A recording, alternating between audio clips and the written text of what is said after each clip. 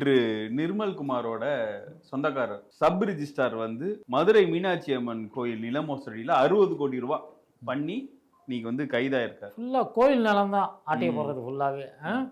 நல்லா நோட் பண்ணி பாருங்க. இந்த பழனி இஷ்யூல 100 கோடி ரூபாய் மேட்ரு திமுக காரன் கத்தன அளவு கூட இந்து முன்னணியும் ராம ரவிக்குமார் ஒரு அமைப்பு வச்சிருக்காரு. ட்விட்டர்ல ஒரு ஆள் கத்திட்டு இருப்பாங்க திருப்பதி நாராயணன், அந்த ஆள் கூட எதுவும் பேசணும். ஃப்ரீ ஹிந்து டெம்பிள்ஸ்னு ஒரு கும்பல் ஸ்ரீரங்கத்துல ஒண்ணு இருக்குமே, அவர் டெம்பிள்ஸ் அவர் கூட கத்தல. அப்பல இருந்து என்ன புரியுது, இனிமேல் வந்து பாஜக தான் தமிழ்நாட்டை ஆள்கிறதான் சந்தேகத்தெல்லாம் கேட்க கூடாது, பாஜக தான் ஆள்கிறது. எனக்கு ஒரே ஒரு சந்தேகம், அறிவாலயத்துக்கு 7 மணி 8 மணிக்கு வருவார்ல ஒருத்தர், ஐயா இந்த ஆளுநர் ஆட்சி அமையக்கூடாதுன்ட்டு ஒரு டீம் இங்கே நாங்க அனுப்புனீங்களே, அதுக்கும் இதுக்கும் என்ன வித்தியாசம் சொல்லுங்கன்னு ஒரு நாள் அவர் அங்கிட்ட உட்கார வச்சு டெவில்ஸ் அட்வொகேட்லயே கேட்கணும். யார்கிட்ட? அந்த போனாங்க இல்ல அனுப்புன ஒருவர் தானே அனுப்புனாலும், அதாவது அன்றைக்கு இருந்த காரணங்கள் அதெல்லாம் ரைட்டு. இன்னும் நொர்னா டீம்னா பேசாதீங்க, அவர்கிட்ட தான் ஃபர்ஸ்ட் கேட்கணும்.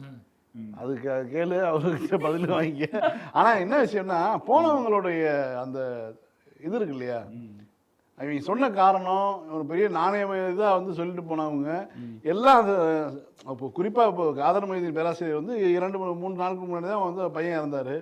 ஆனால் வந்து திமுக தலைவர் உடனடியாக தொலைபேசியில் பேசுகிறாரு, உடனடியாக முன்னாள் அமைச்சர் மகேஷை வீட்டுக்கு அனுப்புனாரு, ஒரு கட்சி ரீதியாக தொடர்பு ரீதியாக என்னென்னலாம் பண்ணவங்க பண்ணுறாரு. அடுத்த நிமிஷமே வந்து அந்த துக்கம் கூட தாழ ஒரு அறிக்கையோட வேண்டிய அவசியமே கிடையாது.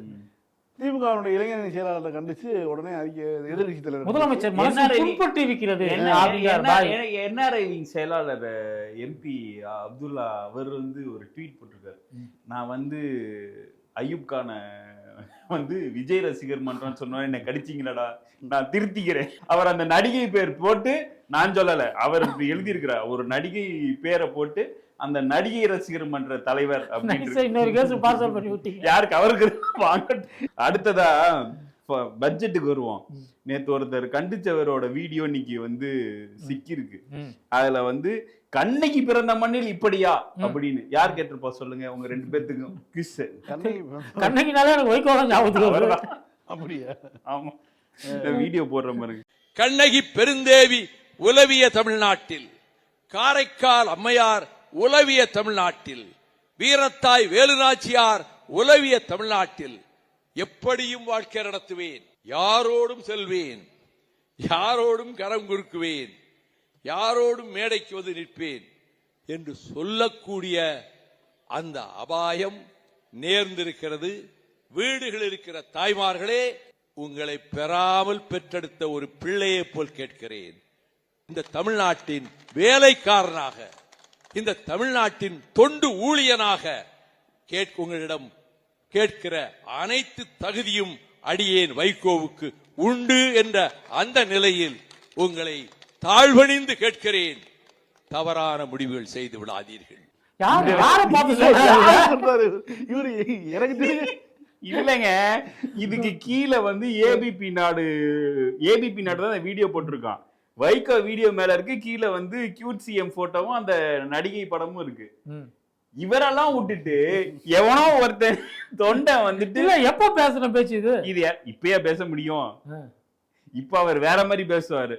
அது உண்மையான வேலுநாச்சியாரே வந்து சோன்னு சொல்றது கூட வாய்ப்பு இருக்கு.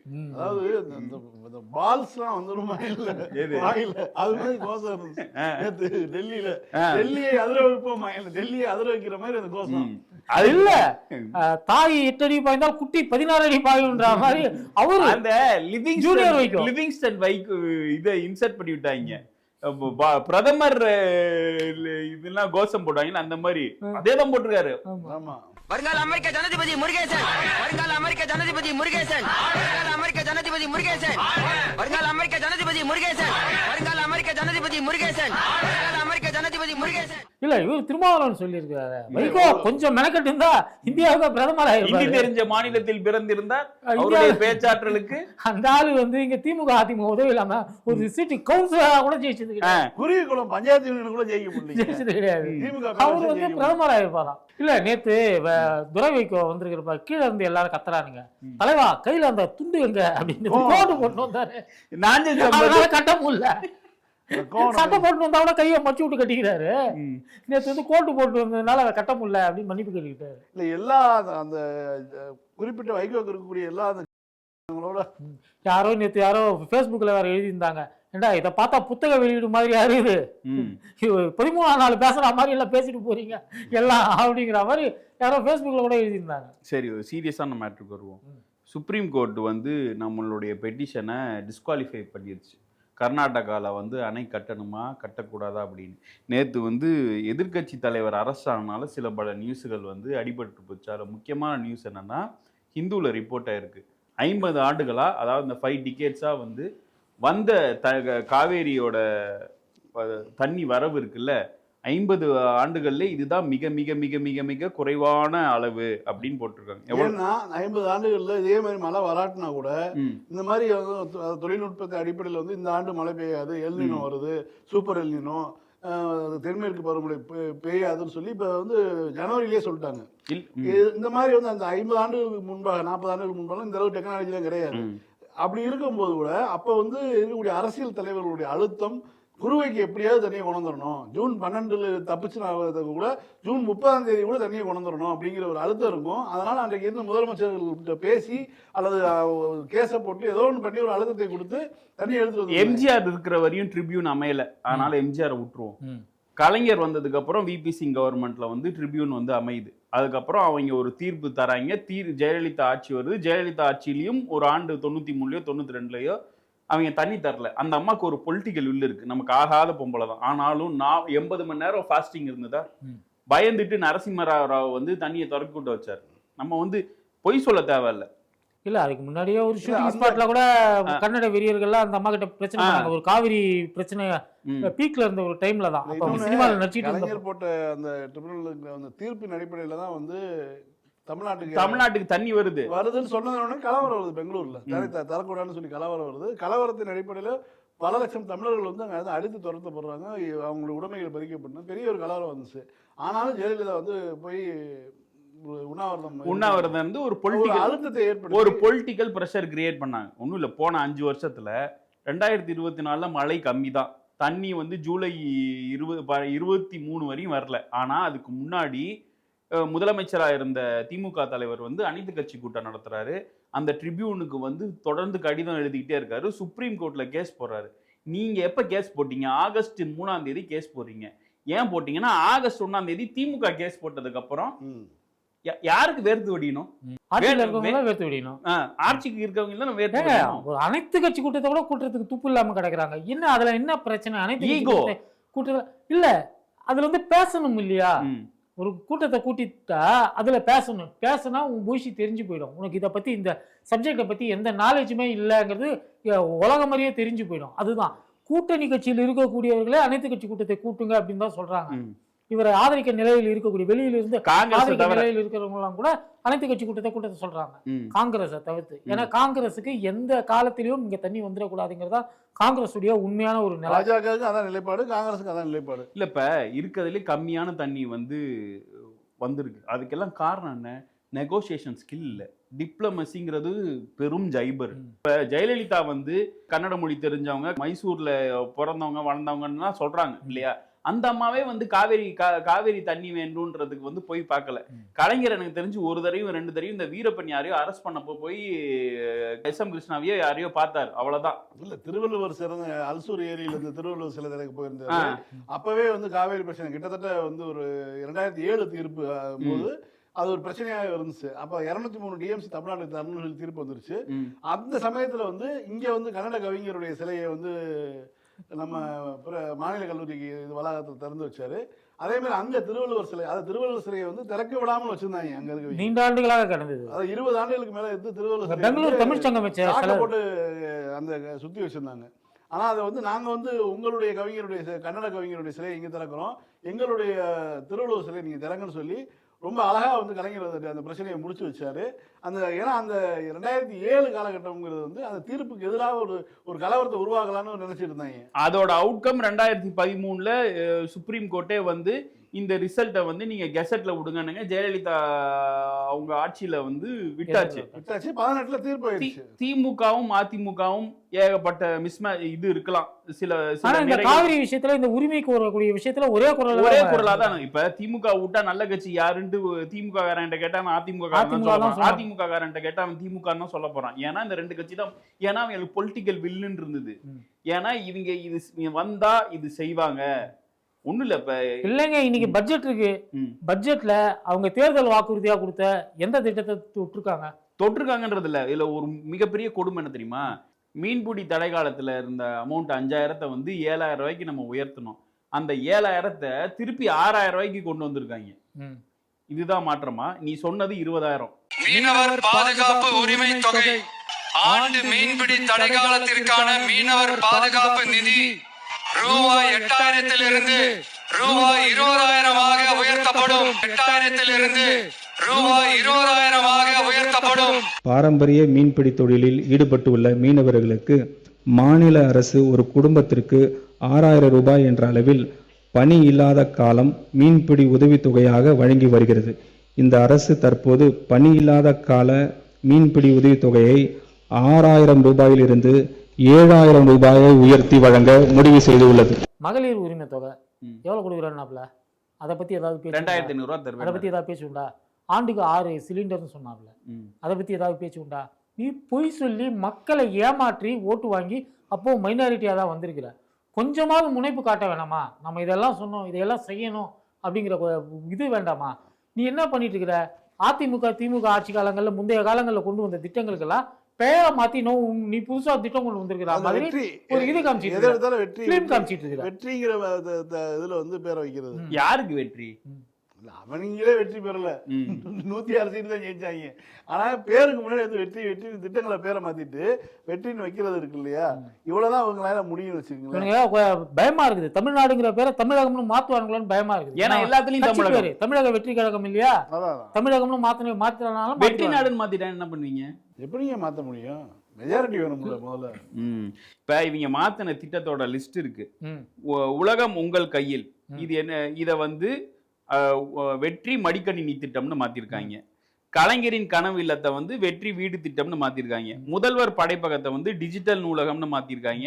அன்புச்சோலை திட்டத்தை மூத்த குடிமக்கள் பொழுதுபோக்கு மையங்கள்னு மாத்திருக்காங்க.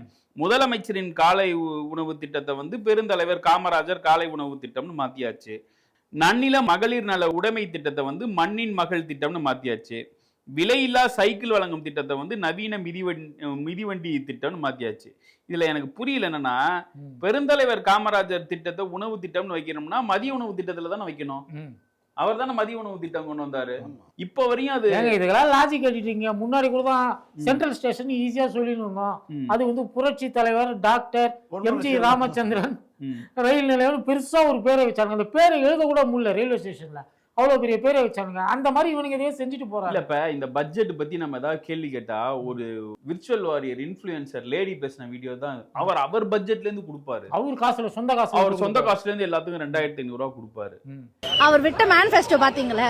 செம்ம இம்ப்ரெஸ் ஆயிட்டேனா. இது வரைக்கும் யாருமே எல்லாம் பாருங்க, நான் 8000 ரூபாய் கூப்பன் தரேன், நான் 10000 ரூபாய் தரேன் தான் சொன்னாங்க. அதெல்லாம் அந்த சீனே கிடையாது. விஜய் கூட 2500 ரூபாய் நான் கொடுக்கறேன் உதவி தொகை அப்படின்னு. ஆமா, நீங்க தப்பா ஆனா அவர் என்ன தெரியுமா சொல்றாரு? மக்கள் பணத்துல இருந்து கொடுப்பேன்னு சொல்லல, ஏன் பணம், நான் ஏன் பணத்தை தரேன், மக்கள் பணம் எனக்கு தேவையே கிடையாதுன்னுட்டாரு அவரு. அவர் தானா? சரி, எப்பதான் கொடுப்பாரு? இப்ப திமுக வந்து ஜனநாயகன் நல்லா ஓடி 1000 கோடி 2000 கோடி கலெக்ஷன் பண்ணியிருந்தா கொடுத்துருப்பாரு அப்படின்னு சொல்லுவானுங்க. படம் ஃபெயிலியர் ஆயிடுச்சு, அவர் எங்க இருந்து கொடுப்பாரு அப்படின்னு கேட்பாங்க. வழக்கமா பாக்ஸ் ஆபீஸோட சுடுறவங்க இந்த வருஷம் சுடல திருந்திட்டாங்க. 150 கோடினானுங்க, 200 கோடினானுங்க. எல்லாரும் வந்து ஏன்டா தியேட்டர்ல காத்தாடி கிடக்குதுன்னதுக்கு அப்புறம் கடைசியா 300 கோடியோட முடிச்சுட்டானுங்க. அதுக்கும் மக்கள் வந்து கேக்குறானுங்க, ஏன்டா படத்தோட பட்ஜெட் 500 கோடின்னு சொன்னீங்க, 300 கோடி தான் கலெக்ஷன் ஆயிருக்குன்னா 200 கோடி ரூபாய் தயாரிப்பாளருக்கு நஷ்டமா இருக்காதா? அதுக்குதான் அவருக்கு டெல்லி பிரதிநிதி பதவி கொடுத்துருக்கோம்ல. சரியா போச்சு அந்த 200 கோடி அப்படிங்கிற மாதிரி. என்னன்னா காவேரி பாஞ்சு டெல்டா பசுமையா இருக்குன்னு பார்த்தோம்னா, இந்த ஜனநாயக சீனை ஓப்பன் பண்ணி பார்த்தா பூரா பச்சை பசையா காட்டுது. ஏங்க, கர்நாடகால இருந்து தண்ணி வரும்னு பார்த்தா கர்நாடகால இருந்து ஒரு ப்ரொடியூசரை கொண்டு வந்து உட்கார வச்சுக்கிட்டு தமிழ்நாடு பிரதிநிதி அவர் நாங்க வாங்கி கொடுத்துட்டோம், கர்நாடகால இருந்து ஒண்ணு வாங்கி கொடுத்துட்டோம் அப்படின்னு கணக்கு காமிக்கிறாங்க. வைகோ பத்தி நேத்து பட்டிமன்ற அமைச்சர் என்ன சொல்லியிருக்காருன்னா, வைகோ பாராளுமன்றத்துல குளிர்கால கூட்டத்தொடர்ல இருந்தாலும் வெக்கையா இருக்கும். யாருடைய பேரை சொன்னால் நாடாளுமன்றம் குளிர்காலத்தில் கூட கொஞ்சம் வேர்க்குமோ? விழாநாயகன் அண்ணன் வைகோ அவர்களுக்கும் வணக்கம். அண்ணா, எங்களுக்கு திசை காட்டியே நீங்கள் தான், வழிகாட்டியே நீங்கள் தான், கலங்கரை விளக்கமே நீங்கள் தான். அவ்வளோ இவர் அப்படியே பாராளுமன்றம்லாம் போய் பார்த்துட்டு வந்துட்டாங்க. இதெல்லாம் எங்க நேரம், என்னத்த சொல்றது. அதுக்கப்புறம் இன்னொரு வீடியோ, இல்ல அதை விட இவரை விட பெரிய காமெடி வச்சிருக்கிறது யாருன்னு பாத்தீங்கன்னா ராகுல் காந்தி தான். வைகோ கொண்ட கொள்கையில் உறுதியாக இருப்பார், சொன்ன பேச்சை உயிர் போகும் வரை காப்பாறான். யாருக்கு யாரா பண்ண கொடுக்குறீங்க? போட்ட கேஸ்ல விசாரிச்சாங்கடா அவரு. இல்ல இவர் வந்து புக்கு வெளியிட்டு இருக்காருல, என்ன புக்கு இது? மாநிலங்களவையிலயோ மக்களவையிலயோ வைகோ பேசிய பேச்சுக்களுடைய தொகுப்பு. வைகோ யாரை எதிர்த்து பேசினார்? போபர்ஸ் காலத்துல யாரை எதிர்த்து பேசினார்? ஈழ பிரச்சனை முள்ளிவாய்க்கால் டைம்ல யாரை எதிர்த்து பேசினார்? இதெல்லாம் அந்த புக்ல ரிஜிஸ்டர் இருக்கு. எடுத்து பார்த்தோம்னா உன் குடும்பத்தையே தோண்டி எடுத்து பச்சை பச்சையா இருந்தால் மிஸ்டர் ராஜீவ் காந்தி அப்படின்னு பாராளுமன்றத்துல சொன்னாரு. இல்ல அவரு இந்திரா காந்தி பிரதமராக இருக்கும்போது எம்பி ஆறாரு. அவருக்கு பிறகு வந்து ராஜீவ்காந்தி காலத்துல இருக்காரு. அவருக்கு பிறகு நரசிம்மராவ் காலத்துல இருக்காரு. இது எல்லாமே வந்து அவர் எம்பி அதிக காலம். அப்பெல்லாம் காங்கிரஸ் மிக கடுமையா எடுத்துக்கிட்டு இருந்த ஒரு காலம் தான். அதான் தான் கட்சி வாங்கின செருப்படியை வந்து ஒருத்தர் புத்தகமா எழுதி போட்டிருக்காரு. அதை வந்து இவர் வந்து வெளியிடாரு. குறிப்பா 89ஆம் ஆண்டு ராஜீவ்காந்தி வந்து பிரதமராக இருந்த அந்த கடைசி காலகட்டங்கள், அந்த காலகட்டத்தில் இவர் வந்து போயிட்டு வந்திருக்கிறார். இவர் போனது வந்து திமுக தலைவருக்கு கூட தெரியாது. கலைஞர் தலைவராக இருந்த ஒரு காலகட்டம். அப்போது நாடாளுமன்றத்தில் ஒரு எம்பியாக காணும்னு சொல்லிட்டு எல்லாரும் கத்திக்கிட்டு இருக்கிறப்ப ராஜீவ்காந்திக்கு இந்த விஷயம் தெரிஞ்சிருக்குது. ஏன்னா உளவுத்துறை வந்து அப்போல்லாம் வந்து கொஞ்சம் சிறப்பாக செயல்பட்டு இருந்த ஒரு காலகட்டம். ராஜீவ்காந்தி எழுந்து வந்து திமுக உறுப்பினர்களை பார்த்து கேட்குறாரு, எங்கே போயிருக்கிறாருன்னு உங்களுக்கு தெரியாதா?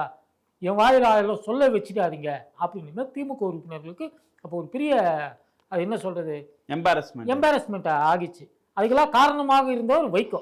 அந்த நேரங்களில் வைகோ அங்கே போயிட்டு வந்து பேசின பேச்சுக்கள் எல்லாமே அந்த புத்தகத்தில் வந்து பதிவாகியிருக்கும். அவர் யாரை என்ன சொன்னார், அமைதிப்படையை என்ன சொன்னார், அமைதிப்படையை அமைச்சர் ராஜீவ்காந்தியை என்ன சொன்னார், அதெல்லாம் அந்த புத்தகத்துல இருக்கும். நானும் வாங்கி படிப்போம். ராகுல் காந்திக்கு தமிழ் தெரியாது, அது ஆங்கிலத்தில் வந்திருக்கா புத்தகம்னு நம்ம தெரியல. ஆங்கிலத்தில் வந்து அதை அவர் படித்து பார்த்துட்டு அந்த புத்தகத்தில் சொல்லப்பட்டிருக்க கருத்துக்களை எல்லாம் அவர் உள்வாங்கிக்கிட்டு கடைசி மூச்சு வரை தான் கொண்ட கொள்கையிலும் பேச்சிலும் உறுதியாக இருப்பவர் வைகோவா அப்படிங்கிறத அவர் மனசாட்சிக்கு விட்டுருவோம். நம்மளே படிச்சு காட்டுவோம். ஐயா இதெல்லாம் வந்து கோபால்சாமி பேசியிருக்காரு, சாரி வைகோ பேசியிருக்காரு. இது எதுக்கு இப்ப எதுக்கு இவ்வளவு நேரம் அவரை பத்தி பேசி? ஏங்க ஃபன் வேண்டாமாங்க?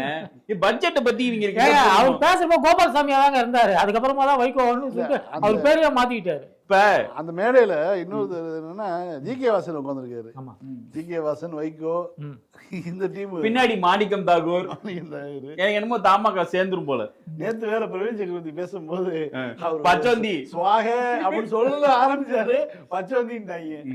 இப்ப வழக்கமா விஜய்க்கு தானே ரீல்ஸ் போட்டு பார்த்திருக்காங்க. நேத்து வந்து சின்ன பகவதி எடுத்த வீடியோக்கெல்லாம் வந்து ரீல்ஸ் போட ஆரம்பிச்சிட்டாங்க.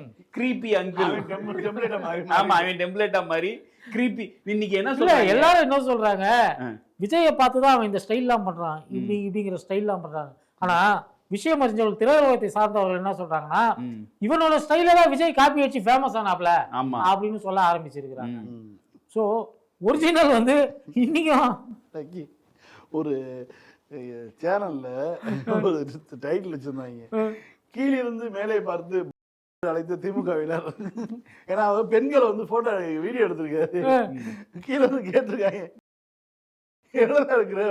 அதோட தான் அவர் தலையில எடுத்துட்டு போயிட்டாரு, தெரியாம எடுத்துட்டேன். அதுக்கு முன்னாடி அப்படி காமிச்சு மிரட்டிட்டு இருந்தாரு, பூராத்தி எடுக்கிறேன் உங்களை, பூராத்தி ரவுண்டு கட்டி. ஏன்னா அவங்களே போலீஸ் தான் அடிச்சுட்டு இருக்காங்க, இவர் என்னத்த ரவுண்டு கட்டு? இல்ல இவருடைய அக்கா யாருன்னு தெரியுமில்ல, இது வந்து ஒரு பொது அறிவுக்காக சொல்றேன். இணைந்த கைகள் படத்துல ஹீரோயினா ராம்கி ஹீரோயினா நடிச்ச சிந்துவோட தம்பி தான் இவரு. ஓகே ஓகே, நான் அந்த படம்லாம் பார்த்தது இல்ல. இல்ல போன வாரம் சர்ச்சைக்கு உள்ளான ஒரு பரதநாட்டிய மங்கை ஒருத்தவங்க, பிரீத்தின்னு ஒருத்தவங்க, இன்ஸ்டாகிராம்லாம் பாத்தீங்கன்னா தெரியும். பிரபுதேவாவுக்கு டான்ஸ் ஆட தெரியல அப்படின்னு அவங்க ஒரு கமெண்ட் பண்ணி பிரபுதேவா ரசிகர்கள் அவங்கள வந்து வழக்கமான மொழியில லக்கிக்கு அவர் ரீல்ஸா வருது, நமக்கு தான் கொஞ்சம் திட்டிட்டு இருந்தாங்க. அது கொஞ்சம் அடங்கி இருந்தது, வைரல் ஆகி இருந்தது, அந்த கண்டென்ட் கொஞ்சம் அடங்கி இருந்தது.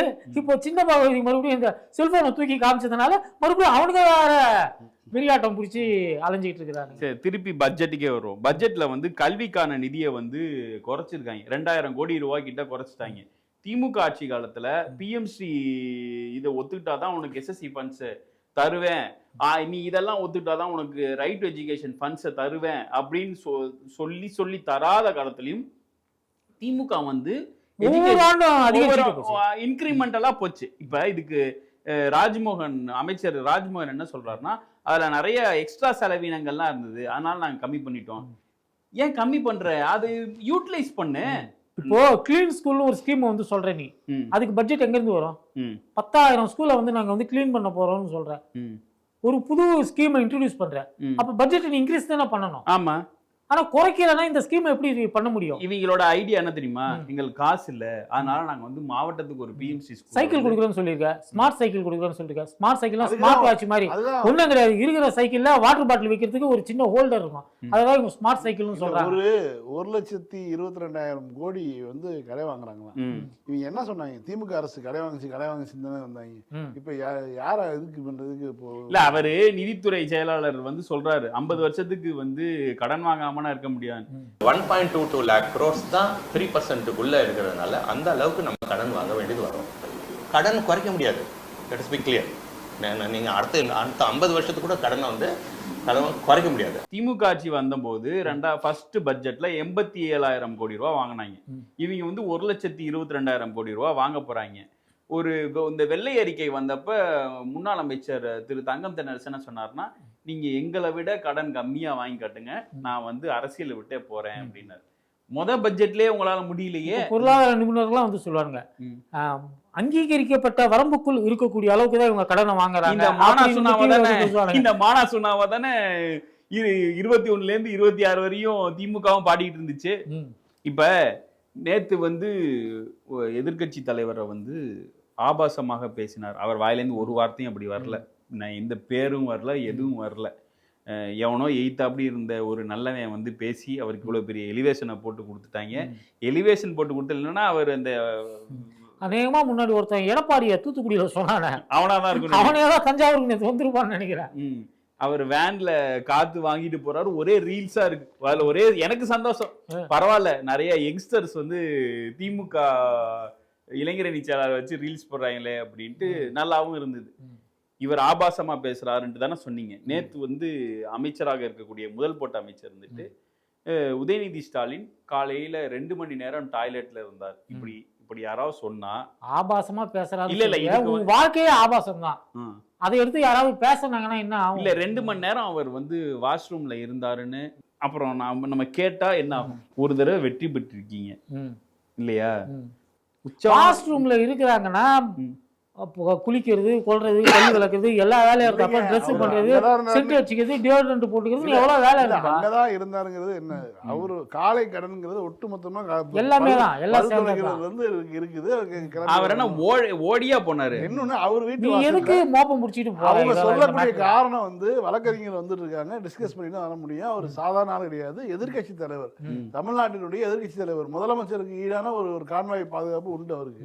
அப்படி இருக்கும்போது நீங்க வந்து எடுத்தோடனே வந்து ஒரு 2 போலீஸ் போய் கூட்டு போறது அவர் என்ன இதுலயா இருக்காரு? இப்ப இருக்கிற எதிர்கட்சி தலைவரோட பேரை வந்து வேற மாதிரி சொல்றாங்க, உதயநிதி அப்படிங்கறத வந்து ஆபாச நிதி. அப்ப டேஷ் டேஷ்னாரு, அவர் டேஷ் முதலமைச்சர்னு சொல்லலாமா? ஒருவேளை அவர் அப்படியே பேசி இருந்தாலும் கூட அது போல் வாழ்வது யார்? இந்த கேள்வி வருமா வராதா? இல்ல, நேத்து எதிர்கட்சி தலைவர் அருமையாக ஒரு பேட்டி கொடுத்தார். எங்க இது விஜய் பதில் சொல்லாத திருச்சியில அங்கே இருந்துட்டு முகத்தை காமிச்சு அவ்வளவு மைக்கு முதுகை காமிக்கல, முகத்தை காமிச்சார். நம்பர் 1 ஓடுகாலி முதலமைச்சர் அப்படின்னு அவர் தான் சொன்னார். பத்திரிகையாளர்கள் யாரும் மறந்திருக்க மாட்டீங்க, தமிழ்நாட்டு மக்கள் யாரும் மறந்திருக்க மாட்டீங்க. போன வருஷம் செப்டம்பர் மாசம் கரூர்ல 41 பேரை பலி கொடுத்துட்டு ஒரு கட்சியினுடைய தலைவர் துண்டை காணும் துணியை காணும்னு என்ன செய்யுதுன்னு தெரியாம கரூர்லேருந்து ஓடி போய் இதே திருச்சி ஏர்போர்ட் வழியாக வந்து புறமுதுகு காட்டு ஓடி போய் பத்திரிகையாளர் சந்திக்க பயந்து போய் இங்கேருந்து ஓடி போய் சென்னையில் இங்கேருந்து நீங்கள் பத்திரிகையாளர் ஒவ்வொருத்தரும் கூப்பிட்டீங்க, சார் 30 பேர் இறந்துட்டாங்க சார், 30 பேர் இறந்துட்டாங்க சார்னு. ஆனால் அதெல்லாம் காதில் வாங்காமல் ஒரு 1ஆம் நம்பர் ஓடுகாலி முதலமைச்சர் இப்போது தமிழ்நாட்டுக்கு வந்திருக்கிறாரு. அதை இங்கே நான் நினைவுபடுத்த விரும்புகிறேன். இங்கே மட்டும் இல்லை, சென்னையிலையும் ஓடி போனார். ஓடி போய் வீட்டில் போய் அவர் மட்டும் இல்லை, ஒட்டுமொத்த கட்சியுமே அண்டர் கிரவுண்டில் போயிட்டு ஒரு 35 நாள் யார் வீட்டை விட்டு வெளில வராமல் ஒரு வாரத்துக்கு அப்புறம் வீடியோ போட்டார். அப்படிப்பட்ட ஒரு தைரியசாலியான ஒரு முதலமைச்சர் இன்னைக்கு தமிழ்நாட்டுக்கு வந்திருக்கிறாரு. ஆனால் அவர் நினச்சிக்கிட்டாரு நாங்கள் அந்த மாதிரி திமுகவை சேர்ந்தவங்க வழக்கு போட்டால் பயந்துருவாங்க, ஓடி போயிடுவாங்க, அண்டர் கிரவுண்டில் போயிடுவாங்கன்னு நினச்சிக்கிட்டு இந்த மாதிரி பழிவாங்கிற வேலை பண்ணிட்டு இருக்கிறாரு. நாங்கள் அந்த மாதிரி கிடையாது. என்றைக்கும் மக்களையும் பத்திரிகையாளர் சந்திக்கும் திமுக என்றைக்குமே பயந்தது கிடையாது. மக்களோட மக்களா என்றைக்கும் நிற்போம். நன்றி. இன்னொரு கேஸ் போடுங்க, கேஸ போடு. இதுக்கெல்லாம் ஓடுகாலின்னா அதுக்கு விளக்கம் சொல்லுவாரு அவரு. எங்க ஓடனே எதுக்கு ஓடனேன்னு அந்த விளக்கம் அந்த வீடியோலயே சொல்றாரு. 35 நாள் அண்டர் கிரவுண்ட் போயிட்டாங்க. 5 நாள் கழிச்சுதான் ஒருத்தர் வீடியோ விடுறார். அவருக்கு அவரு தைரியசாலி. அவரை தான் நமக்கு இப்ப முதலமைச்சர். 41 பேர் குடும்பம். அதுக்கு வந்து நான் வந்து நிதியை கொடுக்குறேன், இதை கொடுக்குறேன், அதை கொடுக்குறேன்னு, அரசு வேலை கொடுக்குறேன்னு சொல்லிட்டு எவ்வளவு நாளைக்கு ஏமாத்திக்கிட்டு இப்ப வரையும் அதை வச்சு ஆட்சியை பிடிச்சி வந்துட்டு இப்ப வரையும் அடிப்பட்டவங்களுக்கு ஒத்த பைசா தரல. இறந்தவங்க குடும்பத்தை தான் இருந்திருக்காங்க. நூற்றுக்கணக்கானவர்கள் அடிபட்டாங்க. அதுல 42வது வந்து ஒரு 13 வயது குழந்தை அதுக்கு அப்புறமா இறந்துச்சு. அதை பத்தி பேசவே இல்லை இப்போ வரைக்கும். அரசு இவங்க தானே கையில தானே இருக்கு. அது வந்து அந்த உள்காயங்களால் வந்து மருத்துவமனையிலே இருந்து இறந்து போச்சு அந்த குழந்தை. அதை பத்தி பேசவே இல்லை. இப்படிதான் இந்த அரசு நடந்துகிட்டு இருக்குது. ஸோ இந்த அரசு தான் வந்து இன்னும் சில நாட்கள் செப்டம்பர் 8 வரையும் பட்ஜெட் நடக்க போகுது.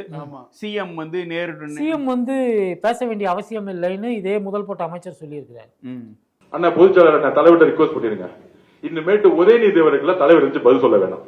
நான் இருக்கேன், அண்ணன் விஸ்வநாத அண்ணன் இருக்கிறாரு, செங்கோட்டை அண்ணன் இருக்கிறாரு, நம்ம தம்பி ரமேஷ் இருக்கிறாரு, இங்க இருக்கக்கூடிய சட்டமன்ற உறுப்பினர் இருக்காரு, நம்ம பதில் சொல்லிக்கோ. ஏன்னா வந்து நாங்களே பதில், எதிர்கட்சி தலைவர் ஏதாவது கேட்டால் நாங்களே பதில் சொல்வதற்கு அனுமதிக்க வேண்டும். ஆமா, அவர் தான் முதல் போட்ட அமைச்சர் அப்படின்லாம் அவர் சொல்றாரு. அவரு ரொம்ப கிளீனா சொல்லிட்டு போயிருங்க. சிஎம்க்கு பேச தெரியாது. அவர் வந்து சரஸ்வதி சபதம் படத்துல வந்த சிவாஜி மாதிரி ஒரு வாரம் ஆகுங்க. ஒரு பேப்பர் ட்ரைனிங் பண்ணி கண்ணாடி முன்னாடி பிராக்டிஸ்லாம் பண்ணி வர்றதுக்கு இட்லிலாம் வந்து அவருக்கு டைரக்ஷன்ஸ் பண்ணி அவருக்கு வந்து வசனம் பேச சொல்லி கொடுக்கறதுக்குலாம் கொஞ்சம் டைம் எடுக்கும். இமிடியேட்டா எங்களால பேச முடியாது, நாடகம் மாதிரி எங்களால பண்ண முடியாது, நாங்க வந்து சினிமா தான் எடிட் பண்ணி தான் எங்களால குழப்பம் ஓட்ட முடியும் சொல்லிட்டு போ. இன்னைக்கு கேமரா பேன் பண்ணவே இல்லைங்க. ஒண்ணு அப்படியே வச்சிருக்காங்க, அல்லது இந்த பக்கம் வந்து 2 முயலை நீந்த விடுவோம் அப்படிங்கிற 3 பேர் பேசிட்டு இருக்கிறோம்.